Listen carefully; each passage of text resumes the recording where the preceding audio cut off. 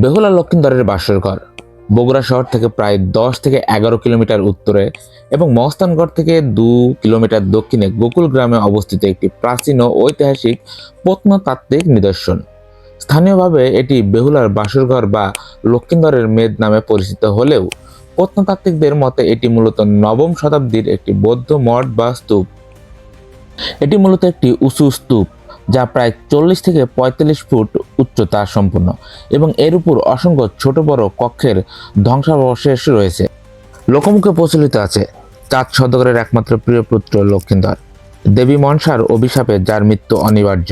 এই ভয় থেকেই লক্ষিন্দরের জন্য তৈরি করা হয় লোহার তৈরি বাসর ঘর, যেখানে সাপ ঢোকার কোনো পথ নেই। বাসর ঘর সাজানো হয় ফুলে আলোতে, কিন্তু বেহুলার মনে আনন্দের চেয়ে ভয়টাই ছিল বেশি। সে জানতো এই রাতই সবচেয়ে ভয়ঙ্কর। লক্ষিন্দর ঘুমিয়ে পড়লে বেহুলা জেগে থাকে সারা রাত। চোখে ঘুম নেই, রাতে প্রদীপ, শুধু একটাই লক্ষ্য, স্বামীর জীবন বাঁচানো।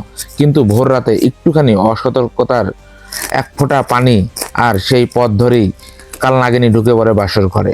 এই বাসর ঘরেই লক্ষিন্দরের মৃত্যু হয়, আর এখান থেকেই শুরু হয় বেহুলার ত্যাগ, ভালোবাসা আর অমর সংগ্রামের গল্প।